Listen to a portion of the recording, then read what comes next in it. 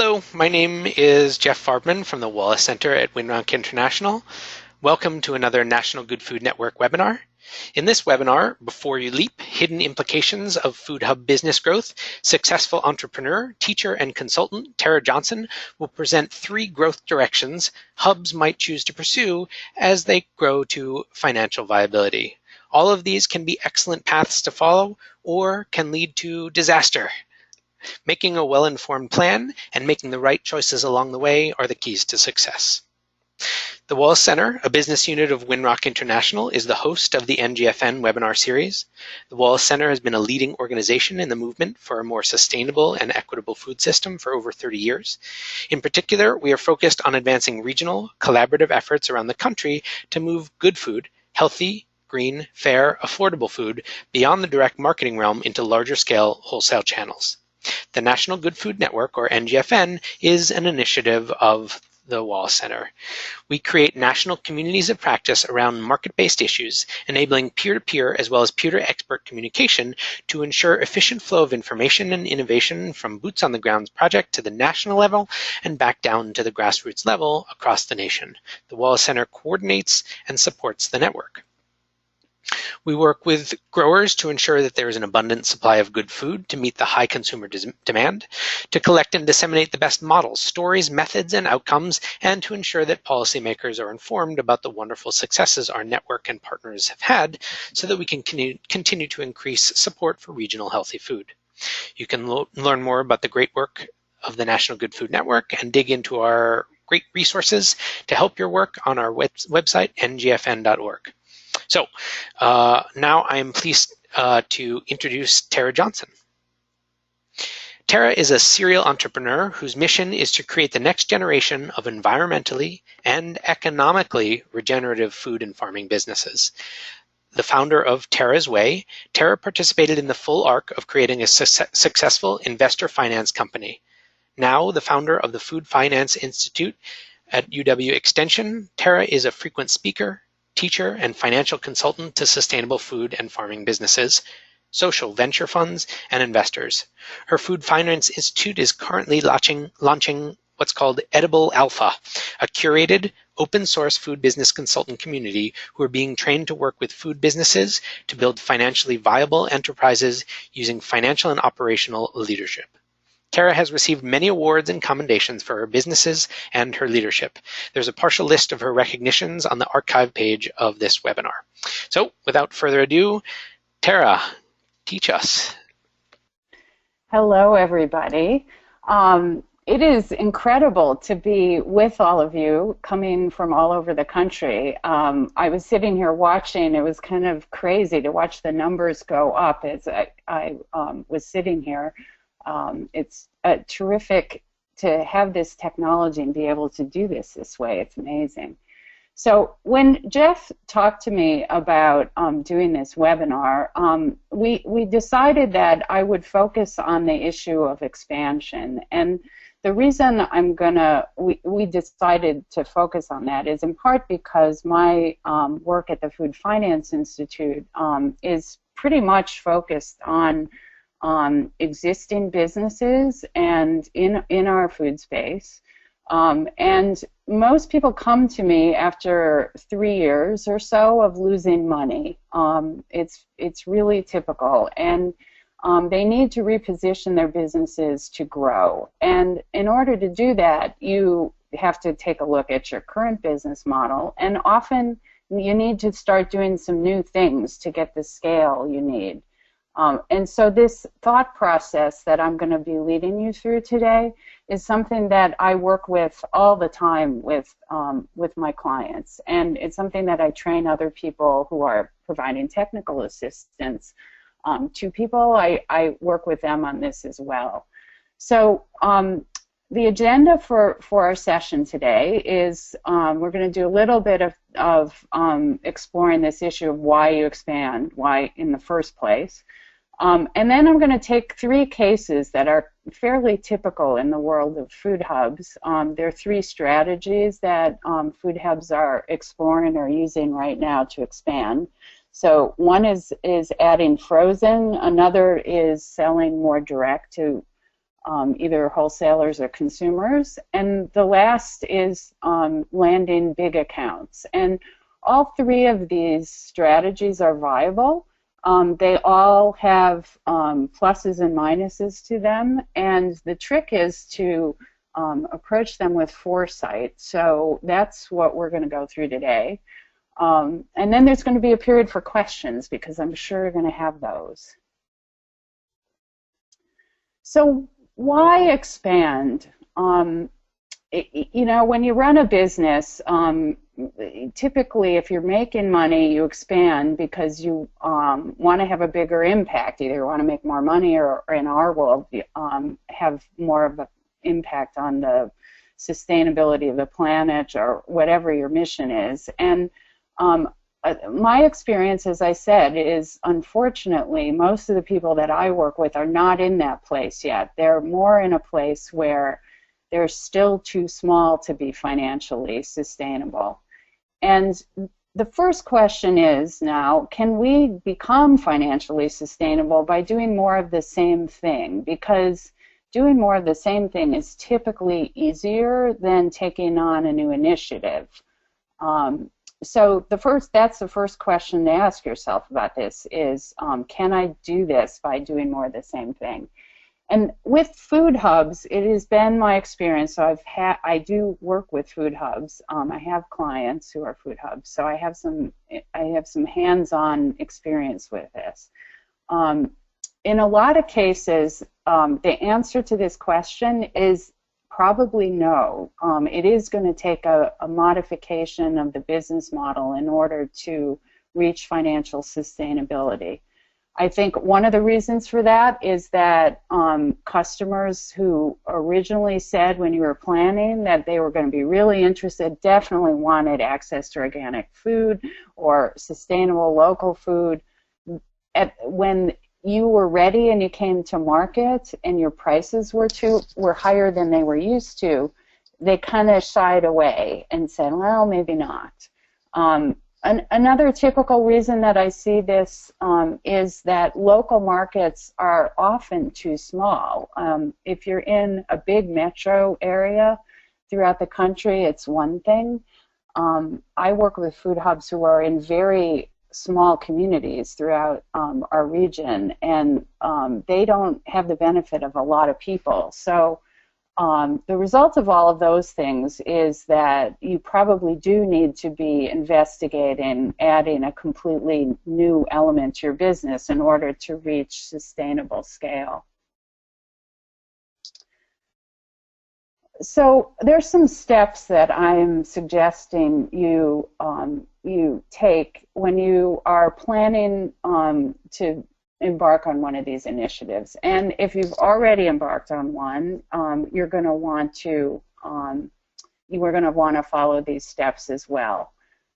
Before we start going through this, are we going to do a poll? Oh yeah, sorry about that. Yeah, that's all right. Let's ask you here just a couple questions about your experience. So voting on these polls is fun and easy. Just choose any of these answers that apply to you. You know, you may have completed an expansion as a hub, and you may be currently expanding. You may be an advisor for several different hubs.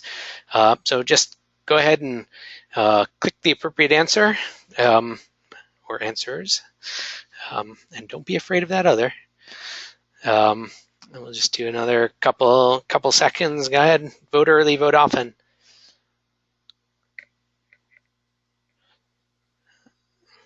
All right, one more second, and then we'll just we'll see what others, what our audience has voted. So here you go. Well, no one was afraid of clicking other, but it looks like the bulk of you are either currently expanding or will be expanding relatively soon on the horizon of business. So in the next year or the next 3 years. All right, great. One more quick poll. particularly for those of you who, particularly relevant for those of you who are in that 50% who are expanding or thinking about doing so soon. There is the not applicable for anyone there, but these are the three scenarios that Tara is going to bring us through for some of the considerations. A new market category, a frozen line for retail, and adding a really large customer. And other is that these are only three of the possible paths, but three common and important ones. All right, so just another couple seconds for voting. All right, I'm going to close the voting here, and let's see the results. All right, so it looks like wow, a good distribution. A quarter adding a new market category. Almost a little less than a fifth adding frozen, looking at adding frozen, and then about a fifth looking to take on a very large customer. All right, well, fantastic. This webinar is definitely for you. For those of you in the other category, the thought processes and ideas that Tara will explain certainly apply to any expansion that is of good planning and doing research. So let's resume the slideshow, and Tara, thanks. Sure. This is fantastic. So when I was looking at the stage of a lot of you are in, man, I am so glad you're on this session right now, because lots of you are either planning or doing an expansion right now, or a business diversification. And then the other interesting thing, as Jeff said, is that you are really evenly dispersed across these potential paths. So, and as he said, kind of what I'm walking you through is a way of thinking about your planning for this and analyzing the opportunity and really positioning your organization to be successful. And so this way of thinking applies to just about any new initiative you would undertake. So yeah, here we are, steps in a successful growth program. So there are four major categories of thinking here that you're going to want to do. So the first is related to your customer requirements. So this is in the world of business, when you do innovation of any kind, it's typically most likely to be successful if it is fulfilling a real need of a customer. And we have a lot of ideas about this. Sometimes I feel like I live in a bubble because I eat all organic food, and I'm, don't even think twice about spending $10 for a gallon of milk. I forget that most people aren't like me, and I think that is fundamentally something we all face in the work that we do, that we have to get over thinking about this the way we generally do and think about it the way more people do, because typically in order to get scale, we're going to have to be selling to people who aren't like us, potentially. So understanding your market size, customer requirements is really important. And then once you understand them, you're going to want to communicate with that customer. So the opportunities for doing that are limited in food, so we got to be really good at using the ones we've got. Then we've got to get organized in order to execute this. And I think people will often understand that, yeah, I'm going to do frozen. I've got to have equipment to do frozen. That part of this is kind of straightforward to people. I think there are a lot of surprises on the sales and marketing side, and I want to bring up a lot of those for you so you can be thinking about them. Documenting your cost of entry. So again, we kind of think, oh, freezing, equipment, we got to buy it. That part of this is pretty straightforward. There are a lot of other costs, however, associated with taking on a new a new product category, a new path to market, and they often relate to working capital. And so I'm going to introduce you to some of those.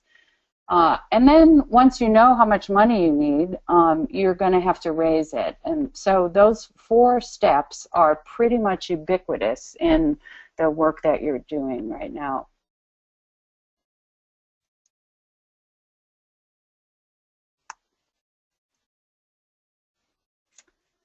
Okay, so we're turning to frozen now, and option number 1. And this picture I found this picture and I thought it was just a great representation of what people think of frozen vegetables on average. So in the world, the old world of frozen vegetables, you get this bag, you'd open it up, this is what the clump of vegetables would look like. They would taste horrible. The technology for frozen has advanced quite a bit, so you don't have to have a product like this. But the lingering effects of having had this product are still in the minds of consumers. And if this is the path that you are taking, you're going to want to address this pretty much head on in what you're doing. So I looked at some market research data. If you were a big consumer products company, the way you would do this first thing is look at market research data. So here's some data on vegetables. It's looking at fresh, shelf-stable, frozen, and fresh-cut salad. And the good news is, from 2010 to a forecast to 2020, we're definitely seeing growth in vegetable consumption, which is a really good thing because we think for nutrition this is really important. So that's fabulous. When you look at frozen, however, the story is not quite as optimistic. I look at this from the hat of a product marketer for a consumer products company, and I go, oh, this is a category that's not growing. It's a stagnant category. And then we look at the blue boxes, and that is fresh cut salad. And if you kind of look at the whole bars, you'll see that almost a significant amount of the growth in the vegetable category is coming from fresh cut salad. It is the star. It is not frozen vegetables. So who is the frozen consumer? Because people are buying frozen vegetables. You're going to need to figure out how to communicate with that consumer. So the more you know about them, the better. So when you look at the data on the frozen consumer, you'll see the following things. So on the left, we have some demographic data. We'll start there. So turns out that the folks who are most likely to buy frozen vegetables are a fairly high-income family with young children, and they're looking for convenience. And that's a really important thing to keep in mind as you think about what you're doing. The other interesting thing, which I guess makes sense, is that the region of the country where where consumers are most likely to be buying frozen vegetables is the Western Midwest. So here I am in Wisconsin. I tell people this is the land of all you can eat. It also apparently is the land of frozen vegetables. Alternatively, the West Coast, which, if you think about it, they have fresh vegetables available all year round. Why would people buy frozen if they could buy fresh locally all year round? I don't know. It turns out nationally they're less likely to buy frozen vegetables. Then when you look at the right, you'll see the drivers. So what are the things that are the highest ranked drivers for why people buy frozen vegetables? And you'll see that the 2 highest bars relate to convenience here. And then actually the second highest bar is good value for the money. Unfortunately for us, natural, nutritious, those are not big drivers for frozen. So you're kind of getting at there this consumer perception problem with frozen. Okay, so when the panel data, when you ask people what would get you to buy more frozen vegetables, this is really important for you guys. What is interesting is local, organic, non-GMO are ranked 1, 2, 3, and 4 in this category. So that means that the fact that you are a hub and you are aggregating local and maybe organic and maybe GMO-free vegetables and freezing them, that is a really good thing. And it means that you want to make sure that you are effectively communicating that fact to your consumer. The less optimistic thing for us is the first purchase driver is priced for stocking up. In other words, low price. And that is typically not something that we can compete on because we're competing against mainstream brands of frozen vegetables who, you know, do this at an absolutely enormous scale that we can't achieve. So, so that just makes it even more important that we're figuring out how to effectively communicate local, organic, GMO, no GMO. So now, what do I do next? So again, I'm got my hat on of a consumer products marketer here, product manager for a food company. And the next thing I would do is now I know the profile of my consumer, my best consumer, and I want to know where there are more of them. So so there's Nielsen has a product called Prism that you can actually get access to online, which is really quite powerful. It goes down to the zip code level. And they clump demographic groups with attitudes and behaviors associated with the demographic groups. And there are about 30 of them. And so you can look in there if you have some of this demographic data, you can find your clump, right? So in our case, they call this country squires, and it has the characteristics that we just looked at. Then you can take that and look at this map of the United States, and you'll see red is good, no color is bad, in the sense that red is lots of people like this, and no color means nobody like this. And then light colors are everything in between. It's a continuum. So if you look at this, you can say, wow, lots of these people on the East Coast. There's a clump around Minneapolis, around Chicago, Dane County I'm looking at, which is Madison is in there. Some big areas out west, but not California, and not Seattle, and not Portland. So what this says to me is frozen vegetables as a strategy for food hubs are going to work better in some parts of the country than others. And that's something that I think is really worth exploring. The other thing is you can zoom in on this map. So say you're on the East Coast, you can zoom in and see down to the zip code level where these folks are. So you can do an assessment for your own hub in a pretty efficient way using this tool.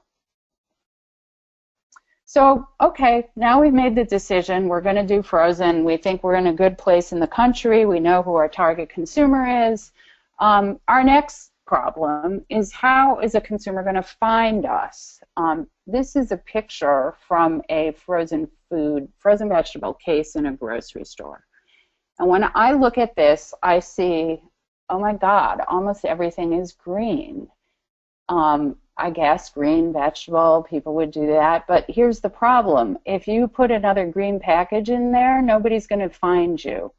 And finding you in a grocery store, or anywhere actually, is a really big part of being successful. So I invite all of you, as you're going down whatever product development path you're going down, to go to stores and take this look, and take a picture of it and look at it later, because you'll learn stuff about that. I did this with Tera's Way, and I discovered that Instead, the whole shelf was full of these products with packages with guys with muscles, like the six-pack. And there's nothing in there that was appealing to women at all. And they were black and red and silver. So my packaging is white. That was all very intentional. These are pictures of some new products, new frozen vegetable products that are coming on the market in North America. And I picked these because they highlight a couple of opportunities for you. The first one is actually a Canadian product, so you'll see French on the packaging. You'd have to zoom in to be able to read this, but there's a claim right in a blue circle on there that says from farm to freezer in hours. So on this package, they are trying to overcome that concept that the consumer has that this stuff is going to be old and tasteless and have ice all over it. The second package that's actually a bigger package with single serve combinations of fruit and vegetables in smaller packages within it. Now, I, as an organic consumer, and look at that and go, way too much packaging, this is horrible. Having said that, remember, our target consumer is all about convenience. She's got little kids, or he's got little kids, and the fact that this is convenient single serve is probably really compelling to that person. So this is an innovation that's interesting from that perspective. The next one is not a bag. So for some reason in frozen fruit and vegetables, the conventional packaging is a bag. And who knows how that developed over time, but it did. So here's an example of somebody who actually is a farm who is packaging in a container, not a bag. And because it's in a container, by virtue of being in a container, it's going to stand out on a shelf, and that's a good thing. Then finally, Cascadian Farm is a brand that we all know, and it's pretty ubiquitously available. One of the things I find interesting about their packaging is they're now having this invitation to come to our home farm. So we want you to be able to establish a connection with us, even though we recognize and acknowledge that we work with multiple farms. That's an interesting thing for hubs to think about. So everything I talked to you about up until now was in relationship to frozen in retail channels, okay? So I want to just say a couple of words about frozen into food service and institutional markets, because I know that food hubs do this as well. That perception that the consumer has about the quality of frozen vegetables is essentially on steroids for chefs, because they're all about flavor. They are about cost and convenience as well, but flavor is essential. And so that same obstacle that you have with the consumer at retail, you have with chefs. The second thing I wanted to point out is that mainstream distributors, so by that I mean Cisco, and Reinhardt. Those are big distributors for food service, and they all seem to have initiatives for local humane sourcing, traceability, and what that means for hubs is you need to figure out how to articulate your value proposition in a way that differentiates you from those initiatives if you're going to be an alternative to them. It is possible that you'll be a supplier to one of those initiatives, and that's something to think about as well. On the institutional side, this has proven to be really difficult for hubs, and the hubs that I work with are really struggling with it. And I think this is probably true all over the country. So, the irony of this is the whole hub movement started because we really wanted good food to get to our children in schools, right? It is a tragedy that they eat horrible food. And so we're all about trying to solve this problem. The challenge with this, though, is that institutional markets are the most price-sensitive markets there are. I used to run a company that made 20 million pounds of cheese a year, big towers, nobody touched it, big blocks. We could not get our prices low enough to be able to sell to schools. It was terrible. So this issue of price is a really big obstacle, and it doesn't mean that it won't work sometimes. You can get accounts. The hubs that I work with have institutional accounts, but they tend to be very small and kind of special pilot kind of thing, and they're not big enough to get that financial stability to the food hub itself. So the food hub has to do more than just institutional typically. So now, organization. What else are you going to need to do if you're going to do frozen? So operations. There are real operational challenges and changes that are going to happen. So if you're going to do the freezing yourself, you're now a manufacturer. If you're going to use co-packers, you now have to handle the logistics of working with co-packers. Regardless, you need a QA program, you need HACCP, you need different certifications, and the money of your business is going to change, because if you're freezing product, you're probably bringing in product from multiple farms that is going to get blended in a bag somewhere. It's very difficult to imagine a model where you're going to freeze only product from one farm. Maybe that'll work. I doubt it. And as soon as you start blending, you're going to need to hold inventory. And financially, that brings changes, and physically, it brings changes. On the sales side, I think people really underestimate how different it is to sell frozen vegetables and fresh. It's kind of crazy. Hey, it's just the same stuff. It's just frozen. The issue is that in the store, that buyers of frozen are not the same people as the buyers of fresh produce.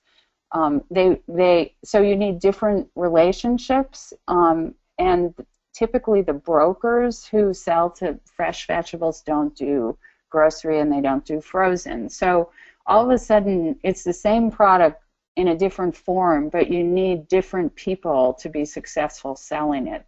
That is, a lot of people aren't ready for that, and sometimes the distribution is different because they need frozen capacity in the trucks. Marketing. Suddenly, when you sell vegetables, you don't have point of purchase. You have some point of purchase opportunities, but not a whole hell of a lot. Now you have a product that's in a bag, and you are selling a brand, right? Your brand development, brand management, all of those issues that you really haven't had to do much of in the past. Now that's a big part of what you get to do, and that is a new set of skills as well. And you're going to need money to do all of this. So what kind of money? There are two columns here, the one on the left and one on the right. The one on the left is facilities and equipment. This is a whole list of things that you can read through, and they're kind of obvious, right? They're tangible things. And if you use a co-packer, you don't need to buy the IQF system yourself, but they need to have one. So you can kind of parse this out and figure out which parts of this list or all of it are relevant to you, and assign dollar values to those. So that is one category of money. The second category of money is working capital. So in my experience, hubs that are just aggregating fresh vegetables and selling fresh vegetables get paid fairly quickly, and they can delay payments, especially if it's a cooperative, to their suppliers until they get paid. So it's a very short cash cycle. It could even be a negative cash cycle.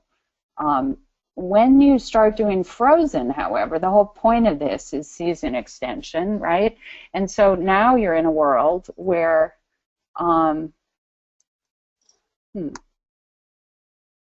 Oops, that was not me. Okay, cool. So now you're in a world where where you have inventory that you have to buy ahead of time, and you're going to freeze this stuff and keep it in a freezer until you sell it, and then you'll get paid later.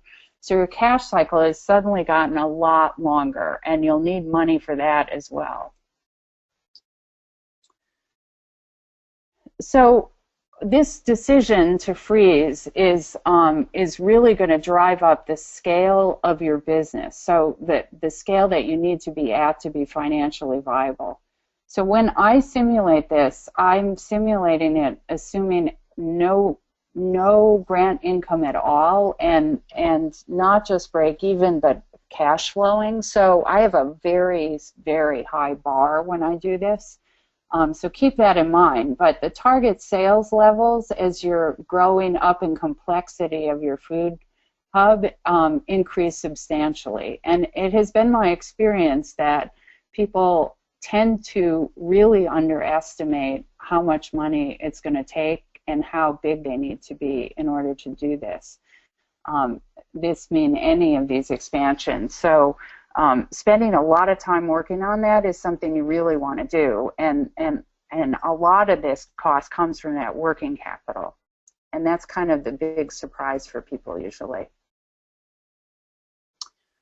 Okay, so now we're going to talk about another option, which is going direct. And one of the things that I want to talk about with this is a value chain optimization. People use that term, which is the idea that you're going to kind of combine different functions on a value chain and bring them in-house into your business. So the question is, like, how much of that are you going to do in this new initiative? So one approach would be, you're currently a cross-stocking hub, meaning your product is coming in, you don't hold inventory. You put multiple farms corn on a truck, the truck goes out. That's cross-stocking, and you don't own it along the way. So one way of going direct is we're going to go to the next step, and now we're going to be the distributor. So we're going to hold the inventory, and we're going to put it in trucks, and we're the ones who are going to be driving the trucks around. That's one level of this. The next level is going all the way to the consumer. So this would be a business model where you are not just taking it to the retailer, but you have a retail consumer-facing dimension to your hub. This is kind of a reality check, I think, for people in this, that each level of this value chain, the net income potential for each level is really low. And this is sort of, I think this is really eye-opening to people, because I'll have people say, well, you know, hubs, we just got to take those greedy distributors out of the middle. That's gonna solve all of this. And it turns out that distributors make very little money. They have incredible overhead costs. So I'll show you some pictures and some data here coming up. It's not a super profitable business to begin with. So you're going to be taking on a lot of extra steps, a lot of extra functions in your business in order to make a small amount of net income out of that. And so you really want to think this through if all you're going to do is become a distributor. If, however, you're going to go all the way to retail, then you're adding up all those percentages, and the margin potential for a really integrated, vertically integrated business like that is a lot higher. So the bar is high for distributors. So the picture on the left is a UNFI warehouse. It's one aisle in a UNFI warehouse, and we all know and love UNFI. Actually, we don't love UNFI, but that's the scale at which they operate. It's enormous, and it's highly automated. So look there, I think there are 2 people in that picture, and that's going up to the ceiling, miles and miles. That's aisle 34 in their warehouse. It's insane. If you look at their financial numbers, they made 1.7% net income in 2015. You can do that because they're publicly traded. So all that work for that much net income, stock analysts look at UNFI and go, why the heck would anybody invest in a distributor? Cisco, if you're interested, is very similar. So it's a lot of activity for not a lot of net income. On the right-hand side, this is something I wanted to share with you because it is an incredible place. If you ever have the opportunity to go and see the warehouse for the Food Bank of New York City, you should definitely do it. That warehouse supplies every single food bank in the 5 boroughs of Manhattan. It is astonishing. It looks like UNFI warehouse. Honestly, it's in Hunts Point. It is enormous. It is automated. There are very few people working there. So their underlying business model is very much the same. Having said that, look at that picture. That's somebody eating in one of the food at one of their client sites throughout the city. There are pictures of people like that, their clients, their ultimate clients, all over that warehouse. And the executive director of that organization is an incredibly energetic, smart, amazing lady. And she said, I hire people who work here who are coming out of corporate America, and they're people who are coming from places like UNFI because they want to be doing something that's more closely aligned with their values and their mission. But they have the skills and knowledge because what we do is really difficult. So I think there's an incredible lesson in the Food Bank of New York City. So let's talk about taking this now all the way to the consumer. So this is not, you're not going to just be a distributor now. Underground Food Collective is an organization in Madison, and what is interesting to me about this is that they started out, it was a young group of people who were interested in food and making a difference in sourcing locally, and they started out as a catering company. And if you ask them now, they do not think of themselves as a hub. Having said that, they source all of their food from local farmers, and for all of their businesses. They now have several businesses. So they started out with catering. Then they opened a restaurant called Four Quarter in Madison that won a James Beard Award. Then they started curing meats. Then they started a wholesale brand called Underground Meats. And then they started opening butcher shops. So they have a butcher shop in Madison. They have one in Minneapolis. They're opening one in Milwaukee. They're going to hit $5 million in sales this year, and they are profitable, and they have been profitable since the day they started. It turns out that catering is probably one of the most profitable food things you can do, and people pay you 50% before you even cook for them. So from a cash perspective, it's really good.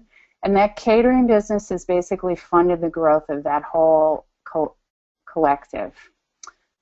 They source $3.5 million worth of farm products in the state of Wisconsin now this year, and they have 125 employees. When you do the multiplier effect, the employment multiplier effect, because they are so local, they come up with the equivalent of 600 jobs being supported by that business. So the impact of this business is incredible.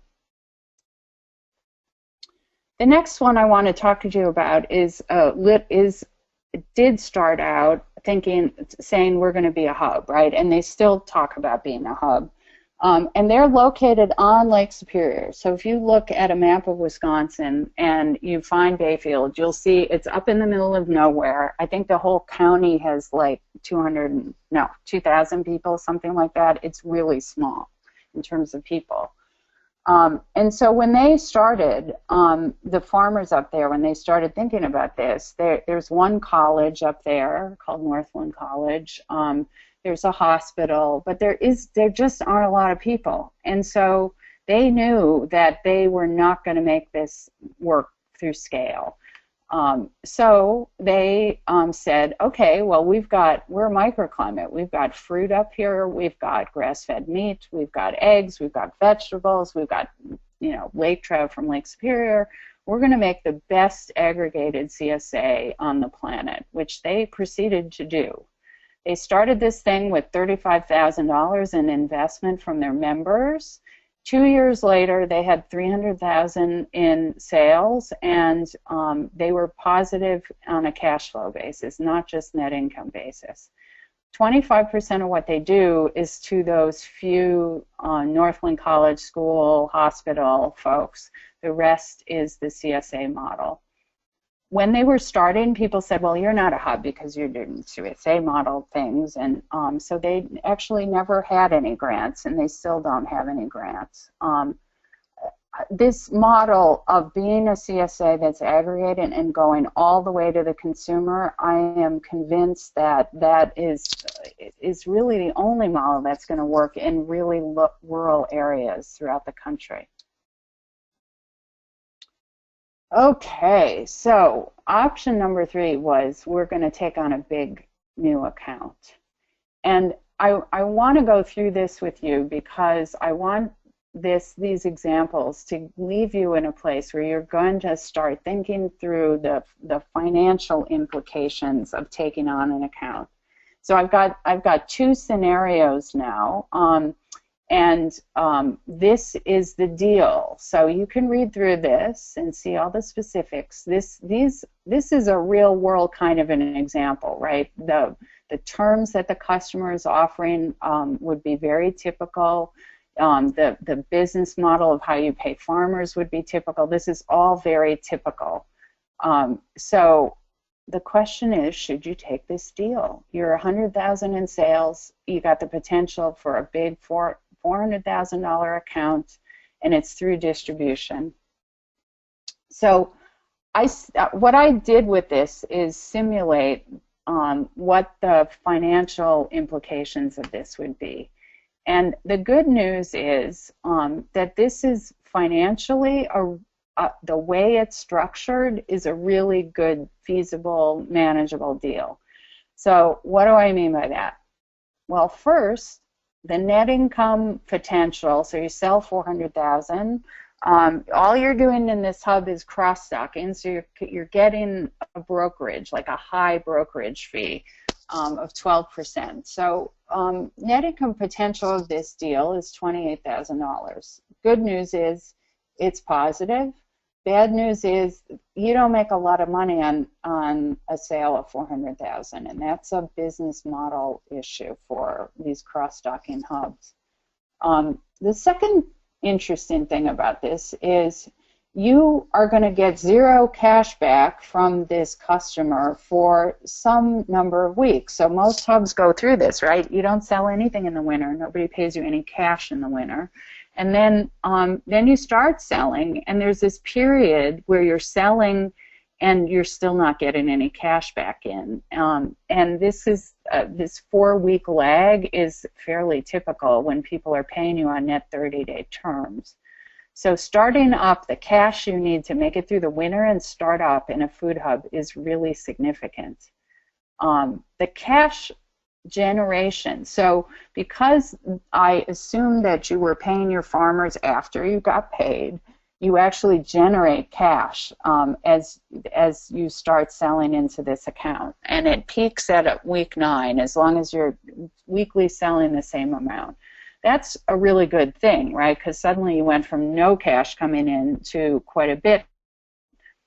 But this is all dependent on those terms for when you pay your farmers. So working out the cash, the timing of the cash flows in your business is super, super important for the viability of a food hub.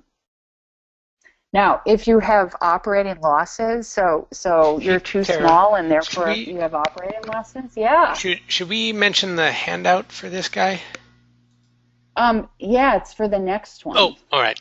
And we'll do that, and we're going to run a poll for that one Right. too. Okay. Right? Good. Cool. Yeah. So anyway, if you're losing money and you take on this account, right, which is probably a scenario you're all in, it means that the cash will be even tighter in that ramping up phase. So so cash availability from another source is going to be really important to make this work for you. Okay, so this is the deal that we want to get you guys involved in. So two things. I have a handout for this one. And what that is, if you are a data nerd, you're going to love it because it's an Excel spreadsheet that shows how I compute all of this. It has all the assumptions in it too. And if somebody wants the actual spreadsheet, I'm happy to share it with you. And the handouts are in your control panel. There are two handouts. This is the one, net income versus cash v1.pdf. Perfect. Yeah. So take a look at that, and if any of you want the actual spreadsheet, I'm happy to share it with you because you can use it to simulate other scenarios that you might have. So this scenario could easily be a frozen scenario. So you went through this process of getting a frozen line together, and you're going to launch this, and suddenly somebody like Target comes to you and says, we really want this. We want to be at the cutting edge of what's going on in food, and you're doing it, and we want to be a part of it. So the challenge with this is that Target has 4,000 some stores, and they're not set up to have things in a couple hundred of them. So you're either in Target or you're not in Target, and if you're in Target, it's a $4 million account. The good news is they pay net 30-day terms, and they're pretty good about being on time. Bad news is you got to ship to a distribution center, and it will sit there until the stores pull out of the distribution center, which could take weeks. I don't know what it is about systems like that, but some stores are always much faster than others. So this does not like happen overnight. They will ask you to do some promotion, so 20% off kind of promo stuff in the beginning, and frankly it's in your interest to do that because you have 6 months to prove that you're going to get enough velocity. That's the rate at which your product is selling off the shelf, and if you don't achieve their target velocities in that time, they will take you out. The other difficult part about this is if you don't get sell-through, you sign a contract that says you'll take all the product back. So when you go in, you really want to make sure that you can get sell-through. So my question for you is, should you take this deal? All right. One quick question. You mentioned something. The 20% promo is required in lieu of slotting. Yeah. Can you just explain slotting? Sure. So so different stores have different mechanisms for slotting. So what slotting is a fee that you pay for the right to have your product on a shelf in a store. And some stores will charge you like, okay, $5,000 to have your SKU on our shelf. Because if you're a grocery store, if you think about it, you make money by having products on shelves that sell. So essentially you're selling shelf space to a vendor. So that's one way. The way Whole Foods does it is free fills. So instead of paying a slotting fee, you got to give a case or half a case or some amount of product to every store free when you launch your product into their stores. So that's how they do it. Target does not charge slotting, but they require that you discount. In practice, if you're going into a Whole Foods, you probably have to promote too. So in a way, Target's deal is really good. All right. So thank you. Thanks for asking. Yeah. Thank you. All right. So here's the question. You are being quizzed. Would you take this deal? Yes. This sounds like a wonderful deal, and this is what's going to take my hub from struggling to succeeding, or no, too risky, or I don't think I can deliver on this, or and then for those of you who would like, you get a third answer. So go ahead and vote, and you use the handout can be useful in figuring out your answer.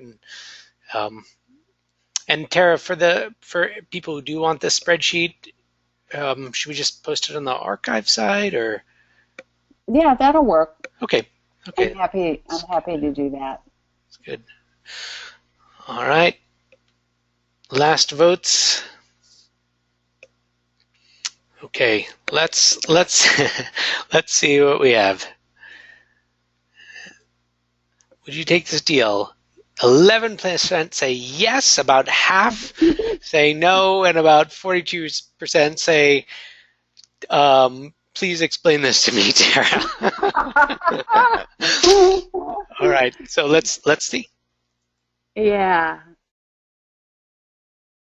So the crazy part of this is that this is actually the reality of what we all face all the time when we run food companies, because there's been so much consolidation of retailers and food service distributors. So you go into Cisco, right?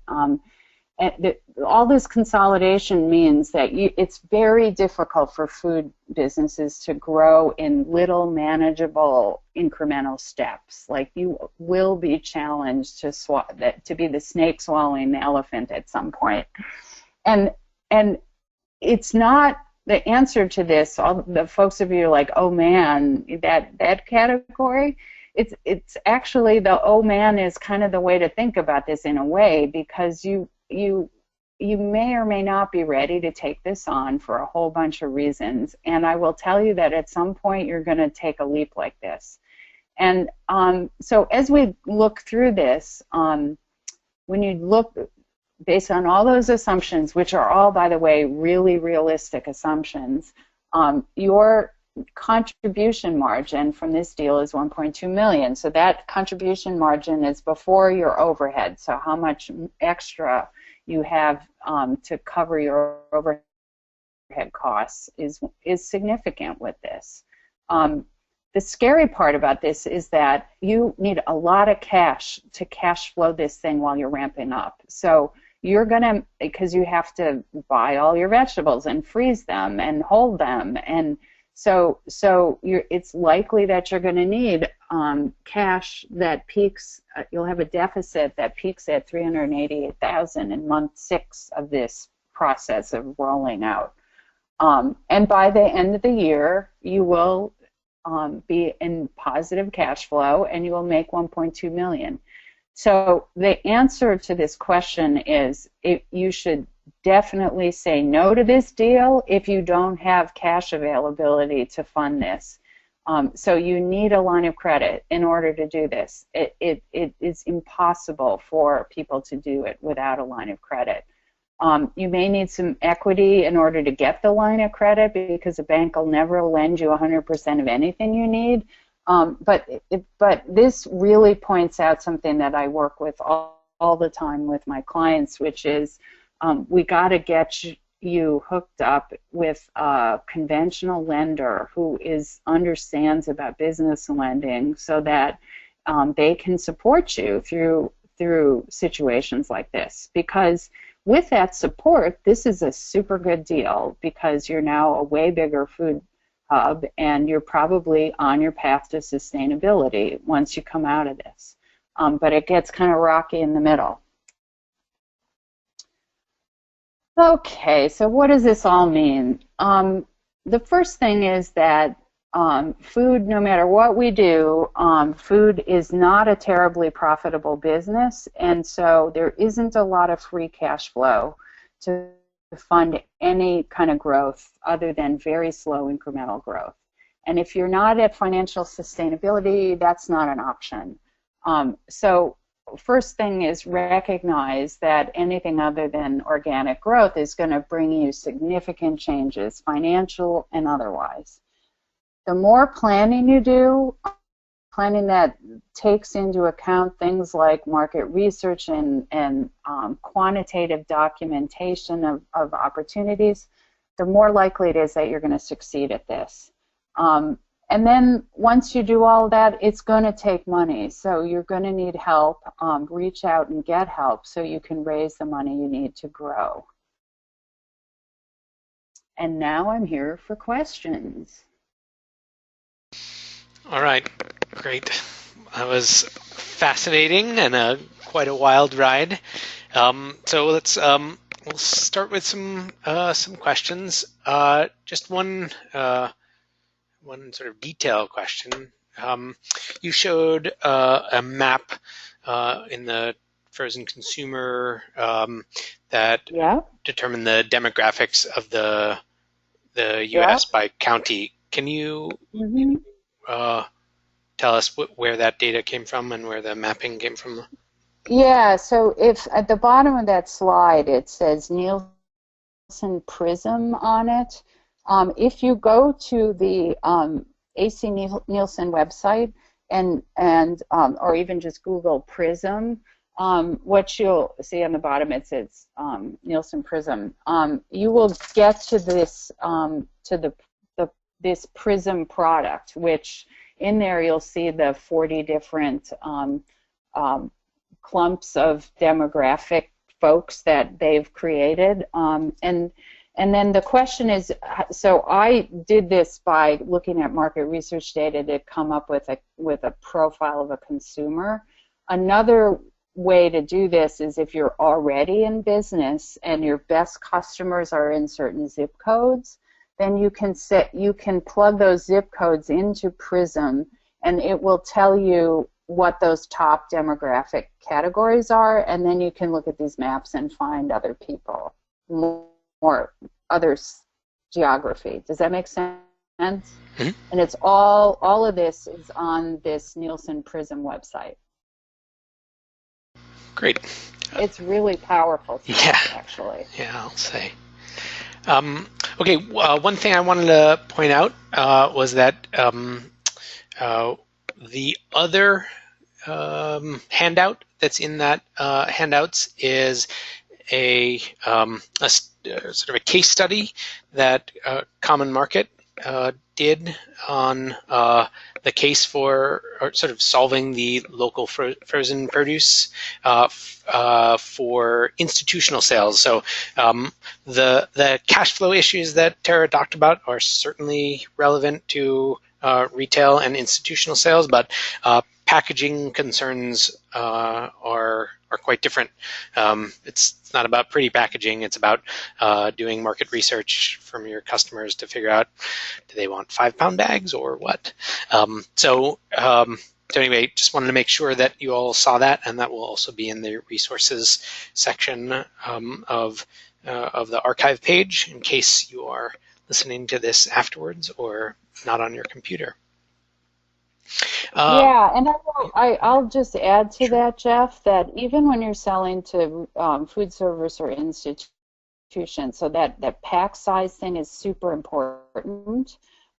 If it's not on the label, they still need to be convinced about why they're going to spend more for your product, right? And so somewhere in your marketing materials, you got to make this case. And even if it's not on the label, it might be in your sell sheet, it might be on your website, it's certainly in your sales call and how people talk to these people, but you have the same issue. Right, definitely. Okay, good. Cool. What equity assets are most persuasive to lenders for a startup company? Any equity? Yeah. So the quick answer to that question is the more real the equity can be, the more persuasive it is. So Equity is ownership. If, for example, this is a cooperative of supplier farmers, if they put money in, even if it's a little bit from a lot of them, that means a lot. And the reason I say that is it's real equity. And it's also an expression of their commitment to the organization as suppliers. So that is probably like the gold standard of equity. Next down the line would be cash. So one of the things that grant income is really good for is it comes into your organization as cash. And cash is, in effect, at the startup is equity. So that's a good thing. It, however, does not express commitment on the behalf of anybody, right? It's just cash. So that's less persuasive, but it is functional. And then I guess the third thing I would say, and maybe it's second or third, is sometimes I encourage people to use convertible notes, less likely to work in a co-op, because what you get for ownership in a co-op is different. But if you're an LLC, a convertible note is a loan that converts to equity at some kind of premium later, and that can be fairly compelling as well. And when I say compelling, I remember my goal is to get everybody a bank at some point. And so we're looking at things that are going to convince a lender to come in, because the lender will come in up to 70%. That's pretty safe, without even a government guarantee. So. All right, good. Super interesting. Kristen says that your information is very validating. She's asking, oh. Yeah, she's asking, as you start to expand your core business activities, you also expand your list of competitors. Are there any tools or techniques to try to account for or forecast hiccups in market penetration as you enter each of the new markets or provide different functions? Yeah, that's a really good question. So, and the way you answer that depends on how much budget you have. So in the world of a bigger company, you can buy scanner data. So it is possible to buy actual velocity data for your competitors. In the natural category, Spins is a data provider, and IRI does mainstream retail, and they're really good sources for data. And Spins in particular is trying to figure out how to work with smaller brands and folks like food hubs, and so they are trying to figure out ways to get data to folks for less money than they used to. It will feel like a huge investment, right, to spend $2,000 to velocity data. Having said that, the first time I saw velocity data for Tera's Whey, I was absolutely blown away, because I spent all this time building and money, like huge amounts of money, supporting national distribution rollout, and it turned out, when I looked at the velocity data, that 45% of the whey protein sold in the United States was sold in California. So you look at that and go, oh my God, I should have just done California in the beginning, right? It would have been way more efficient. So Spins is a really good source of data. And if you can't afford that, I tell people at a minimum, you want to go to actual customers and figure out what products are on their shelves and do your own research about the brands that you're going to be competing with. Mm-hmm. Mm-hmm. One large-scale client that many hubs deal with is a large school system. Do you have any experience with seeing successes in supplying schools? Yeah, so I was sort of alluding to that when I was talking about institutions, that where this seems to be the stage that the schools seem to be at, if that makes sense, is that they are willing to pay more, because typically this always will require that they pay something more. If it isn't a lot more, and if you can get it in the form that they can use, right? We've all experienced this, that the kitchens don't actually, they can't do any food prep, so like everything has to come in already prepped. So you meet that bar. And then they also tend to be a pilot, so it's kind of like, you know, hey, we're going to bring in carrots this year. It's not all of their vegetables. It's one pilot, if that makes sense. And hopefully that will be the beginning of you know, getting the school district geared up to do it more broadly. But it seems to be that is the stage we're at the moment. Okay. Okay. I want to squeeze in one more question. You mentioned the importance of marketing and the costs of entering large-scale accounts. So when you're modeling growth into new markets, what percentage of sales dollars do you budget for marketing? Yeah, that's an awesome question. This is the truly terrifying answer to that question. What I am seeing now, so I work with Hubs and I also work with lots of other small food brands, and what I am seeing right now is that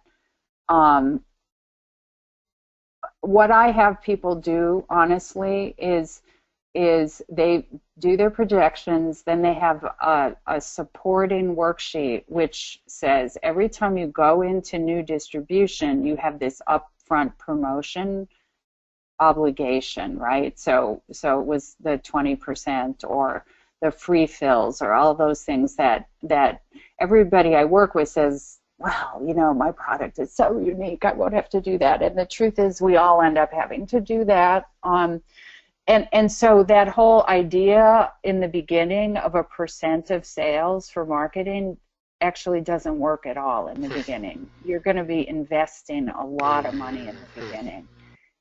If you were a mature food company, that's a different scenario. You know, then you're kind of like 5-8% every year if you are a real branded company, right? But for these young, when you're launching into new distribution, it is disproportionate amount of money. So when people tell you that it costs $1 million to $1.5 million to launch a national brand in the natural category right now, a lot of that money is going into the marketing. Okay. Okay. I know, it's a terrifying thing. Access to capital always tops the list of there you go. You know, but I want to leave people with this sense that this is possible. Like, you go through all this and go, oh my God, I'll never be able to do that. But I see companies and hubs that I work with are doing this all the time. Is it easy? Absolutely not. But it's doable. And I guess my other thing is you're going to need help. You've got to reach out and get help so you can get the money and get the plan together so you can be successful. Yeah. Those are excellent parting words. Thank you so much, Tera. This was fabulous. You know, we here at the Wallace Center and the National Good Food Network see a lot of data about hubs and collect and analyze some of it ourselves. And analysis after analysis has shown that hubs, if they intend to be financially viable, must grow to a certain relatively large size. But growth has to be careful and well considered, both in terms of making the right decisions, for the right financial decisions, but also the right triple bottom line decisions too. So I want to note that if you liked what Tera had to say, there are three ways to get more. One, Tera did a half-day training at our recent National Food Hub conference. We recorded that training. The audio recording and the slides are available on our Food Hub conference website. And in the post-webinar survey, you can just let us know that you would like to know where that is, but it's also linked to from the archive page of this webinar. She's also training another group of technical assistance providers in the fall on business model optimization and financial packaging, and interested folks should contact her.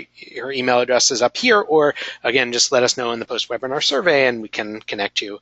And she does do individual paid consulting, so Hub folks should consider contacting her if that applies as well. So again, note your interest directly to Tera or in the post-webinar survey. We can make the connections, no problem. We usually offer our NGFN webinars on the third Thursday of each month, and we always record them. So if you go to ngfn.org/webinars, we have about 60 webinars up there. Over time, many of them are evergreen. The lessons are still valid, even though they're might be a webinar that's 5 years old, and they are organized by topic. So I encourage you to take some time and listen to some recordings, or if there was someone who you thought should have heard this today, make sure you tell them that no problem, it's been recorded. So in the next 3 months, we are going to take a whack at something we're calling Stimulating Sustainable Production in the Center of the Plate. So we're going to do 3 separate webinars, one on meat, one on grains and legumes, and one on fish, different ways that folks are stimulating the production of more sustainable food. That's making the market, sort of a wide variety of interaction points. And as a series, I think it'd be super interesting and instructive. At least that's what I hope. If you love learning about the nuances of running a food hub, you can take your professional development to a whole new level. A team of experienced food hub professionals worked with the University of Vermont to create the first higher education certificate program in the U.S. focused on food hub management. They accept 25 students a year, and it's a 4 or 10-month program. There's a blend of hands-on, community-based, online, and on-campus learning. It's really a unique professional certificate program that prepares leaders for effective management of food hubs and sustainable food value chains. Only 25 spaces, so if you're interested, you should visit learn.uvm.edu/Food Hub. Previous attendees have found some terrific jobs at food hubs across the country. And if 4 or 10 months seems a bit more of a commitment than you're able to make, you might consider Hub Camp, which is offered by Local Orbit. The next session is being offered in Ann Arbor, Michigan in early November. The URL is here, localorbit.com/workshops.